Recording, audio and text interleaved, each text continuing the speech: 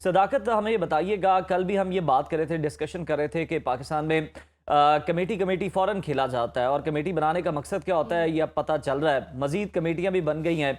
बताइएगा कि अब तक की इन्वेस्टिगेशन में क्या अपडेट्स हैं और क्या पेशरफ्त है जो सामने आई है। जी बिल्कुल गैर, ये बड़ा ही अफसोसनाक वाक़या हुआ है जिसमें 14 मासूम बच्चों की जानें जो इंतज़ामिया की गफलत, लापरवाही और उनकी कोताही की नज़र और शुरू की नज़र हो गई। इन्वेस्टिगेशन जो है वो अभी तक, जितनी भी इन्वेस्टिगेशन टीम्स बनी है वो अभी तक अफसोस की बात यह है कि किसी इस मुकाम पर नहीं पहुंच सकी कि आखिर आग लगने की वजूहत क्या थी, क्या कंप्रेसर फटा या कोई और वाक़या हुआ, शॉर्ट सर्किट हुआ है। अभी तक तफ्तीशी टीमें जो है वो कोई ऐसा तयन नहीं कर सकी जी। ताकि तफ्तीश को मजीद आगे बढ़ाया जा सके। अलबत्ता वज़ीर आज़म पाकिस्तान की जानिब से बनाई गई जो तहकीकाती कमेटी है उसने अपने इब्तदाई जो दौरा था वो करने के बाद गुज़िश्ता रोज़ फिर वो पिम्स अस्पताल में आए और उन्होंने वहाँ पर ड्यूटी रोस्टर को भी चेक किया। जो डॉक्टर्स वहाँ पर मौजूद थे उनके बयानात भी कलम बंद किए, पैरा मेडिकल स्टाफ के भी बयानात कलम बंद किए, स्वीपर्स के भी जो बयानात थे वो भी कलम बंद किए, सिक्योरिटी गार्ड्स के बयानात कलम बंद किए, ईडी के बयानात जो है वो कलम बंद किए। लेकिन अभी तक जो उसकी फाइंडिंग थी वो अभी तक सामने नहीं आई, क्योंकि 5 रोज़ का टाइम है वज़ीर आज़म की जानिब से कि वो 5 रोज़ में अपनी जो इंक्वायरी है उसको मुकम्मल करें। लेकिन यहाँ पर बात जो है वो सीडीए की जानिब से जो पहले दिन वाक़ये के रोज़ ही जो उन्होंने हुँ। अपनी इब्तदाई रिपोर्ट जारी की थी उसमें जी। इंतज़ामिया के कलई जो है बिल्कुल वाज़ेह तौर पर खोल के रख दी थी, जिसके बाद मेरा ख्याल है कि किसी इन्वेस्टिगेशन की ज़रूरत नहीं, बल्कि इसमें जो जिम्मेदारान थे उनका तयन करना भी कोई मुश्किल नहीं रहा।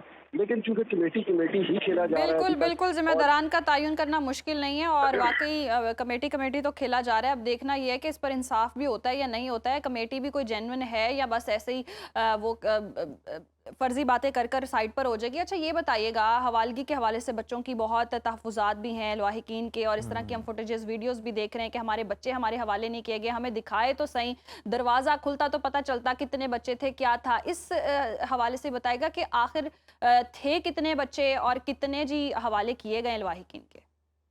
देखिए, अभी तक जो इतलात जो सामने आई हैं, जो इंतज़ामिया की जानिब से भी और हुकूमत की जानिब से भी, अस्पताल में जो मजमूई तौर पर जो नर्सरी में बच्चे मौजूद थे वो तकरीबन 15 बच्चे थे। 15 में से एक को उसकी खाला ने जो है वो जिंदा बचा जी। लिया, जबकि 14 जो है इस अलगनाक वाक़े में जो है बेहोश होने की नज़र हो गए। अभी तक जो बच्चों की लाशें थी वो उनके वसा के हवाले उसी रोज़ तकरीबन दिन 12-1 बजे के करीब जो है वो उनके हवाले कर दी गई थी, जिसके बाद वो अपने बच्चों की लाशें अपने आबाई इलाकों में लेकर रवाना हो गए। वहाँ अच्छा पर उनकी सदाकत, ये भी रिपोर्ट हुआ है कि इस मौके पर जो लवाहिकीन थे, जो वरसा थे, वो ये डीएनए कराने का भी मुतालबा कराते रहे, क्योंकि अब क्या उसमें बात की जाए कि जो बच्चों की लाशें थी वो इस कदर झुलस चुकी थी कि नाकाबिले शनाख्त थी, तो वालिदैन को ये खदशा था कि क्या वो किसी और के लिए, किसी और का बच्चा तो नहीं तदफीन के लिए लेकर जा रहे, इसलिए वो डीएनए का भी मुतालबा करते रहे। जी बिल्कुल, कुछ ऐसी चीज़ें भी बिल्कुल सामने आई हैं, लेकिन ज़्यादातर जो शिनाख्त हुई है बच्चों की, वो हम्म। चूँकि नर्सरी में जब बच्चा आता है, जब बच्चा पैदा होता है तो उसके बाद उसके बाजू पर एक रिंग टैग बांध लगा। दिया जाता है, जी। हुँ। टैग लगा दिया जाता है, जिसके बाद जो है उस बच्चे की शिनाख्त हो जाती है। और मुतअद्दिद बच्चों की शिनाख्त जो है वो इसी वजह से हुई है, जिसकी वजह से इंतज़ामिया को जो है वो इतने ज़्यादा मुश्किलात का सामना नहीं करना पड़ा। कुछ बच्चे थे जिनकी लाशें जो है वो काफ़ी बुरी तरह झुलस गई थी, जो और उनकी शिनाख्त वाक़ई बड़ी मुश्किल थी। ताहम कुछ शिनाख्त जो थी वो उसको करने के बाद इंतज़ामिया ने उनको दे दी थी। बज़ाहिर तो डीएनए ज़रूर होना चाहिए था, क्योंकि जो लाशें काबिल शिनाख्त नहीं थी उनका डीएनए मस्ट होता है। और इंतज़ामिया की ये भी एक गफलत सामने आई है, जी। कि सर से उतारने वाली उन्होंने बात की है। एक तो उनकी हुँ। कोताही, हाँ। गफलत, सही। लापरवाही और मुजरमाना गफलत, अगर मैं कहूँ तो गलत नहीं होगा, मुजरमाना गफलत की वजह से 14 मासूम बच्चों की जानें गई। और ऊपर से किसका बच्चा किसके हवाले किया, ये उससे बड़ी मुजरमाना गफलत है। इसकी भी बाकायदा इंक्वायरी होनी चाहिए और इसमें भी जो खास तौर पर जो अस्पताल इंतजामिया उनको बिल्कुल फिक्स करना चाहिए, यानी कि उनको सदाकत, ये बातें सच हैं जो हम सोशल मीडिया पर वीडियोस भी देख रहे हैं और जो लवाहिकीन क्लेम कर रहे हैं कि उनका बच्चा उन तक नहीं पहुंचा है या ठीक तरीके से हवालगी नहीं की गई है, ये अभी भी वहां पे ग्राउंड रियलिटीज यही हैं? बिल्कुल। अभी तक जो हमारी कल, चूंकि मैं सारा दिन गुज़िश्ता 2 रोज़ से जो सिंध अस्पताल में इस वाक़े को जो है वो रिपोर्ट कर रहा हूँ, वहाँ पे जो उनके वालिदैन थे बच्चों के, वो अभी भी वहाँ पर कुछ मौजूद हैं, क्योंकि उनकी जो बच्चों की माएँ हैं वो चूँकि लेबर रूम से बाहर आई थी और उसके बाद अभी उनको ट्रीटमेंट वहाँ पर उनको दिया जा रहा है। वो अभी अस्पताल में, क्योंकि कुछ सफोकेशन की वजह वजह से भी उनको ज़्यादा उनकी तबीयत ख़राब हुई है। तो वो उनके जो बच्चों के जो वालिदैन थे उन्होंने ये बताया कि जब वो मौके पर पहुँचे तो बच्चे इस कदर, उनकी लाशें जो थी वो जली हुई थी कि उनकी शनाख्त जो है मुमकिन नहीं थी। चंद एक बच्चे थे जिनके बाजुओं पर टैग लगे हुए थे, उनकी शनाख्त तो हो गई, लेकिन यह है कि ज़्यादातर जो बच्चे थे उनकी शनाख्त जो होना मुश्किल थी, लेकिन इंतजामिया का भी यही रोना था अच्छा कि सदाकत, हमें यही आखिर में ये भी बता दें कि आप जिस तरह से बता भी रहे हैं कि 2 रोज़ से आप पिम्स में मौजूद हैं और बिल्कुल आप कवरेज कर रहे हैं, हमें आप अपडेट भी कर रहे हैं। हमें ये बताइएगा कि इस वक्त चल क्या रहा है पिम्स पे? हम देख रहे हैं कि मुख्तलिफ जो है वो दौरे भी हो रहे हैं, और ऐसे में ये जो बाहर एक टेंट वगैरह लगाकर जो बैठने का इंतज़ाम किया गया है, ये क्या दिखावे की चीज़ें हैं? इसके बारे में भी बताइएगा।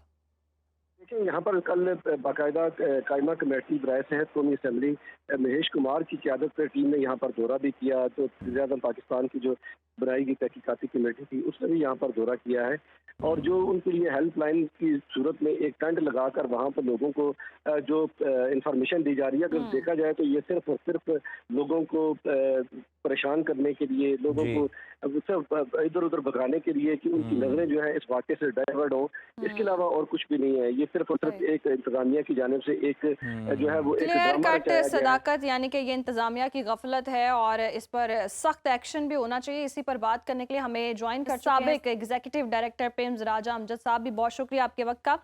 अच्छा, आप साबिक एग्जीक्यूटिव डायरेक्टर भी रहे हैं, आप सिचुएशन बताइएगा, अस्पतालों की क्या होती है? सिक्योरिटी मेजरमेंट्स लिए जाते हैं और जब नोटिस जारी कर दिया जाता है, ये बता दिया जाता है कि ये सिक्योरिटी के लिहाज से महफूज नहीं है अस्पताल, तो फिर क्या एक्शन लिया जाता है? देखें, थैंक यू वेरी मच। एक तो इस वाक़े पे वेलकम। पूरी कौम और हर एक बंदे को सदमा, और हम जितना भी, ये वाक़या नहीं है, एक बहुत बड़ा सान्या है बेशक। जो कि ना सिर्फ पाकिस्तान में, दुनिया में भी कभी ऐसा नहीं हुआ। तो हम्म। हमें उनके मुल्लाकीन से भी हमदर्दी है और उन पे बहुत अफसोस है। आप जो बात कर रही हैं, अगर कोई भी इवन ना गवर्नमेंट का या किसी भी रेगुलेटरी बॉडी का कोई नोटिफिकेशन आता है तो हमें अकॉर्डिंगली उसके काम करना होता है हम्म। और उसके मुताबिक हमें वो चीज़ें ठीक करनी होती हैं। तो मुझे एग्जैक्टली सीडीए के नोटिस का पता नहीं है, लेकिन अगर इसकी हमारे पास Islamabad health care regulatory body है तो उन्हें ये चेक करना चाहिए था। उनका एनुअल चेकअप होता है, क्वार्टरली चेकअप होता है, और वो हर चीज़ का पेशेंट सेफ्टी आके देखते हैं। हम्म। वहाँ का सर्कमस्टांसिस देखते हैं कि किन हालात में लोगों को ट्रीटमेंट मिल रहा है। जी। बहरहाल ये जिसकी भी नेग्लिजेंस है, मेरा ख्याल है कि ये आज वो आ जाएगी इंक्वायरी कमेटी की रिपोर्ट। हमें अजम्पशंस पे नहीं जाना चाहिए। जी। अगर जिसका भी ये इंक्वायरी कमेटी कहती है उन्हें हमें एक ना मिसाली सज़ा देनी चाहिए, पनिशमेंट देनी। बिल्कुल, बिल्कुल, जो ज़िम्मेदार हैं उनको हकीकी ज़िम्मेदार हैं, उन्हें मिसाल बनाना चाहिए। अच्छा, लेकिन सर हम आपसे ये भी जानना चाहते हैं कि ये हॉस्पिटल की अगर हम बात कर लें तो म्यू हॉस्पिटल के कंपैरिज़न में या दूसरे अस्पतालों के कंपैरिज़न में ये कोई बहुत पुराना हॉस्पिटल नहीं है, और बड़ा हॉस्पिटल है इस्लामाबाद का। इस पे देखिए जिस तरह से बात हो रही है कि जी जो ऑक्सीजन के सिलेंडर थे उन्होंने गैस पकड़ी, तो क्या ये सिलेंडर अंदर मौजूद थे या सिलेंडर बाहर थे, सप्लाई अंदर आ रही थी? प्रॉब्लम क्या है और क्या-क्या चीज़ें आप तक पहुँची हैं? क्या मुहर्रिकात हैं इस आग लगने के पीछे? ये सिलेंडर नहीं थे, ये जी। ऑक्सीजन, सेंट्रल ऑक्सीजन सप्लाई होती है। जी। मैं चिल्ड्रन हॉस्पिटल और एमसीएच का 9 साल इंचार्ज रहा हूँ। ये हुँ। जापानीज़ ने बना के दिया है। और ये यहाँ जापानीज़ गवर्नमेंट ने हमें डोनेट किया था ये फुली कंप्लीट करके। तो यहाँ सिलेंडर नहीं थे। सिलेंडर जो बात कर रहे हैं वो आग बुझाने वाले सिलेंडर थे। हुँ। ये ठीक। ऑक्सीजन सप्लाई होती है, सेंट्रल सप्लाई होती है जो हुँ। इनक्यूबेटर्स के साथ अटैच होती है। तो बिल्कुल। अभी तक जो बताया जा रहा है वो यही बताया जा रहा है कि जब वो शोला निकला तो किसी एक वो पाइप कोई लीक हो गया है या उस पाइप में लग गई है। सिलेंडर्स में आग नहीं लगी। सिलेंडर तो आग बुझाने वाले वहाँ यूज़ हुए हैं, जो हुँ। ठीक है। ईडीबी बता रहे हैं हुँ। और वो एडमिनिस्ट्रेशन बता रही है कि हमने शायद 25 या 30 सिलेंडर इस्तेमाल किए जिसकी वजह से आग आगे फैली नहीं। हुँ। तो वो हुँ। जब सेंट्रल सप्लाई में, अब इसमें जो वहाँ के सिक्योरिटी है ना, वो अगर ट्रेंड होती, जो पिम्स का इमरजेंसी डिजास्टर प्लान है हुँ। उस पे अमल होता, अमल वो होता। हुँ। सिक्योरिटी वाले अनट्रेंड थे। उनका हुँ। फौरी काम था कि वो पीछे से उस सेंट्रल सप्लाई को बंद करते। बंद कर उसका एक देते। बटन होता है, जी। उस नर्सरी तो के बाहर ड्रिल्स एक बटन लास्ट होता टाइम है कब सेंट्रल करवाई गई सप्लाई थी? का। डॉक्टर साहब हमें ये बताइएगा कि फायर ड्रिल्स लास्ट टाइम कब करवाई गई थी? क्या चीज़, प्लीज रिपीट करें मैं क्वेश्चन। ये आपसे जानना चाह रहा हूँ कि फायर सेफ्टी की जो ड्रिल्स हैं, जो मशकें हैं, वो कब करवाई गई थी लास्ट टाइम पिम्स में? मुझे तो याद है जब मैं था तो उस वक्त कराई गई थी, और ये जो है आप इसका जो इमरजेंसी डिजास्टर प्लान बना था ये भी 2008-9 में बना था, और हर अच्छा। हॉस्पिटल का एक इमरजेंसी डिजास्टर प्लान होता है। ठीक तो है। मुझे नहीं अब पता कि ये कब कराई गई थी, हम्म। लेकिन हमारे ज़माने में मैंने 2 दफ़ा मैंने ये मतलब साल में 1 दफ़ा तो मस्ट होनी चाहिए, सही। लेकिन कुछ अस्पतालों में ये साल में 2 दफ़ा भी होती है। तो डॉक्टर साहब, इसकी इस हवाले से पॉलिसी क्या है? चेक एंड बैलेंस कैसे रखा जाता है? और अगर ये ड्रिल्स नहीं होती हैं तो फिर क्या एक्शन लिया जाता है? क्योंकि एक बड़े सरकारी अस्पताल में फायर सेफ्टी सिस्टम्स को नज़रअंदाज कर देने वाला जो ये मामला है, ये काफ़ी खतरनाक है। और ये रिवायत कैसे पड़ी? वैसे तो किसी भी बिल्डिंग में ऐसे नहीं होना चाहिए, लेकिन ये तो फिर हॉस्पिटल है और यहाँ फायर सेफ्टी सिस्टम अगर उस तरह से एक्टिव नहीं है, अमला अगर उस तरह से एक्टिव नहीं है, और अमले के हवाले से भी हमें बताइएगा क्या गाइडेंस दी जाती है? क्या सब छोड़ छाड़ कर भाग जाना ही आखिरी हल होता है, क्योंकि दूसरों की जानों को टेंशन में डाल गए सब? अच्छा, मैं सारे प्रोग्राम्स में एक्सप्लेन कर चुका हूँ, मैं अब आपको दोबारा बताता जी। हूँ कि जो इमरजेंसी डिजास्टर प्लान है ना, हम्म। उसमें ये पहली बात है कि वो इमरजेंसी एक यहाँ डॉक्टर इमरान सिकंदर थे, हेड ऑफ ऑर्थोपेडिक्स, उनके साथ एडमिनिस्ट्रेशन की कोऑर्डिनेशन से ये इमरजेंसी डिजास्टर प्लान बना। अब उस प्लान में क्या है, उस प्लान में ward boy, nurse, sweeper, security, doctor, हर फोन एक्सचेंज अभी खुदा ना खास्ता आग लग गई है, तो अब एक्सचेंज वाले ने क्या करना है, एक्सचेंज वाले ने वो उसके सामने एक प्लेट पे लिखा हुआ है कि जी। उसने किस किस को फौरन ईडी को इन्फॉर्म करना है, हम्म। Emergency disaster team. अब इस वाक्य पे आ जाए, यहाँ नर्स को भी पता है कि हम्म। उसका लिखा हुआ है कि नर्स ने क्या करना है, नर्स ने फौरन अपना बच्चों को संभालना है या उन संभाल बच्चों को लें जी। निकालना है। हम्म। वो जो सिक्योरिटी वाला है बाहर खड़ा नर्सरी के, उसने फौरन वो ऑक्सीजन जो है सप्लाई वो बंद करनी बंद है, करनी है। उसने फौरी तौर पे सेफ्टी मेजर्स लेने हैं। ये सारी चीजें रिटन हम्म। फॉर्म में है, ये कोई हम नई अच्छा। दुनिया इजाद नहीं कर रहे। ठीक ये है। हर हॉस्पिटल में ये प्रोटोकॉल्स रिटन फॉर्म में दिए जाते हैं और फिर उन पे हम्म। एक्सरसाइज कराई जाती है। आई सही। थिंक अभी आपको ये समझ में ये बिल्कुल सारी क्लियर हो बिल्कुल, गया। चीजें ये क्लियर हो एसओपीज गई, मौजूद हैं। बिल्कुल। राजा साहब, हमें आखिर में ये भी बता दें कि वाटर स्प्रिंकलर जो हैं, क्या वो मौजूद हैं पिम्स के अंदर? नहीं, वो नहीं है, जो होने चाहिए वो नहीं है।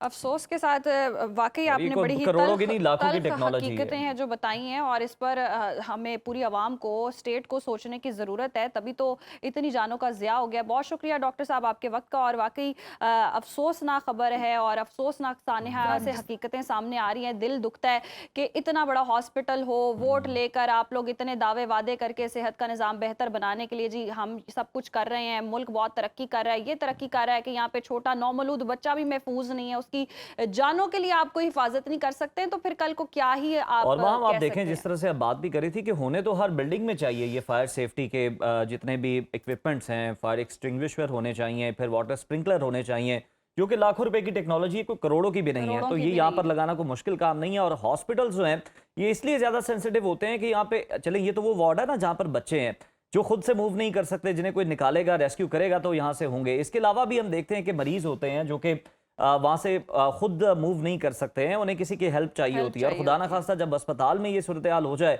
तो आप अंदाजा लगा सकते हैं कि कितने लोग जान बचा के वहां से भाग सकते हैं। अमला ही है जो कि ठीक होगा और वो वहां अमला से ही निकल ठीक सकता होगा, है, और मैं बाकी तो तो ये कह बेचारे रही हूँ, वहां पर सफर ही करेंगे। मुहाफिज ही भाग जाए तो कौन आपको महफूज करेगा? सबसे पहला तो किरदार अमले का होता है। जो प्रोटोकॉल्स लिखे गए रिटन फॉर्म में है, तो सबसे बड़ी तो गफलत उनकी है, उनके खिलाफ भी एक्शन होना चाहिए। और इस्लामाबाद के पिम्स अस्पताल में आतिशज़दगी के दिल खराज सानहे और मासूम बच्चों के जाँ बहक होने के बाद हम देख रहे हैं मुल्क भर के सरकारी अस्पतालों में हिफाजती इंतजाम पर संगीन सवालात उठ रहे हैं। सिंध के दारुल हुकूमत कराची के सबसे बड़े सरकारी अस्पतालों NI, CH और अब्बासी शहीद और जिना अस्पताल में फायर सेफ्टी के शदीद फुकदान के सनसनीखेज इंकशाफात सामने आए हैं। NICH में ना सिर्फ इमरजेंसी एग्जिट्स बंद हैं, बल्कि जो 10 साल से अमले की कोई फायर ड्रिल नहीं हुई है, और ना ही यहाँ पर कोई मौसर फायर अलार्म सिस्टम मौजूद है। ये तो हाल है अस्पतालों का। तो और अब्बासी शहीद अस्पताल में देखें तो रोजाना हजारों मरीजों की आमद होती है। इसके बावजूद सिर्फ 13 फायर एक्सटिंग्विशर्स मौजूद हैं, जबकि फायर अलार्म और हंगामी अखराज का रास्ता तक नहीं बनाया गया।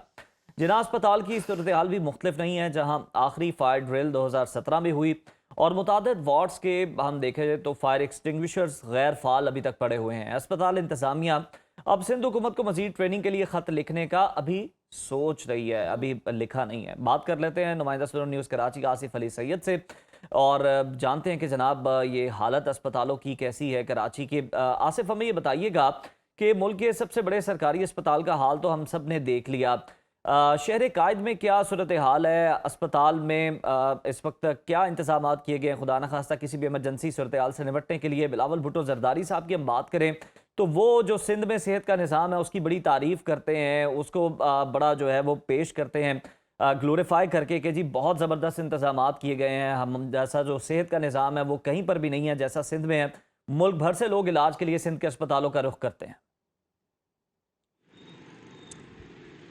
जी बिल्कुल, बहुत शुक्रिया आपका। और अस्पतालों की हम बात करें ना, सरकारी अस्पताल जो मुल्क भर में हैं या सिंध में हैं या कराची में हैं, तो किसी भी सरकारी अस्पताल में कोई ऐसी आइडियल सिचुएशन नहीं है यहाँ पर कि आप सोचें कि कोई बहुत ही कोई आगा खान हॉस्पिटल जैसा या कोई लियाकत नेशनल हॉस्पिटल जैसे मामलात हो यहाँ पर। यहाँ पर तमाम सरकारी अस्पतालों में जो एग्ज़िट रास्ते होते हैं वो हमेशा बंद होते हैं। वहाँ पे जंजीरों के साथ बाकायदा ताले लगे हुए होते हैं। ये जो NICH हॉस्पिटल है, national institute of child health, ये जिना अस्पताल के साथ है और बहुत बड़ा हॉस्पिटल है बच्चों का।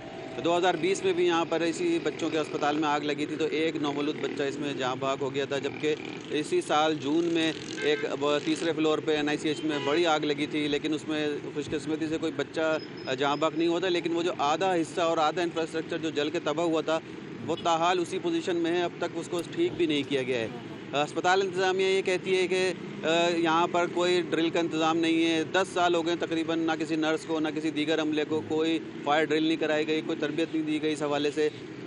फायर एक्सटिंग्विशर नहीं है, जो हैं वो सारे के सारे जो हैं वो आउट ऑफ डेट हो चुके होते हैं, बिल्कुल नाकारा होते हैं, उसका कोई फ़ायदा भी नहीं होता। वो सिर्फ शो के लिए लगे हुए होते हैं, सिर्फ कागज़ी कार्रवाइयाँ होती हैं। हमेशा कार्रवाई या काम होता जब है जब कोई बहुत बड़ा वाक़या जैसे प्रिंस अस्पताल का हुआ है इस तरह हो जाता है, उसके बाद सब एक्टिव हो जाते हैं। मेयर साहब ने कल ऐलानात किए कि भाई अब्बासी शहीद अस्पताल में और जितने भी जो KMC के अस्पताल हैं वहाँ पे फायर एक्सटिंग्विशर जो है ना पहुँचाए जाएँ और वहाँ पे फायर सेफ्टी के इंतजाम किए जाएँ और फायर अलार्म जो होता है सेफ्टी का वो उसके इंतजाम किए जाएँ।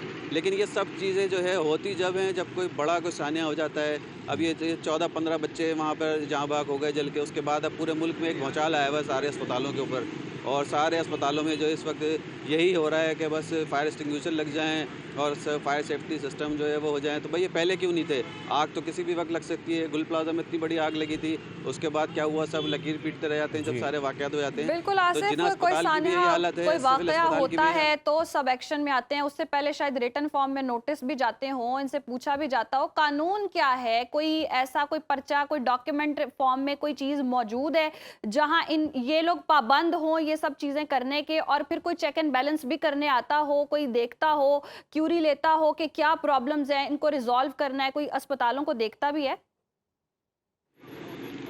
देखिए, बिल्डिंग जो बायलॉज होते हैं वो चाहे रिहायशी इमारत हो, चाहे वो अस्पताल हो, चाहे वो शॉपिंग मॉल्स हों, ये उसके अंदर लाजमी होता है, ये कानून है कि आपके पास फायर एग्जिट लाजमी होनी चाहिए और फायर एक्सटिंग्विशर लाजमी लगे हुए होने चाहिए वहाँ पर, ताकि कोई इमरजेंसी हो जाए तो फौरी तौर पर कम से कम अगर फौरी तौर पर भी कार्रवाई की जाए तो आग फौरी तौर पर बुझाई जा सकती है।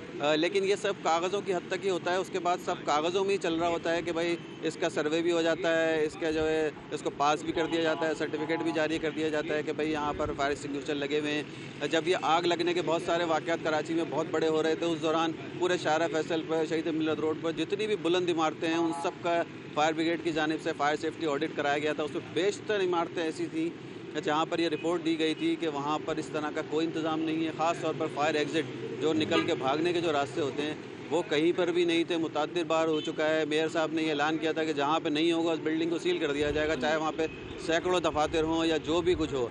लेकिन वो सील नहीं किया जाता, बस फिर वो ले दे के मामला जो है वो सेटल कर लिया जाता है और फिर कोई इजाज़तनामों का पूछने आता भी नहीं है। और यही हालात सरकारी इमारतों के भी हैं, अस्पतालों के भी हैं।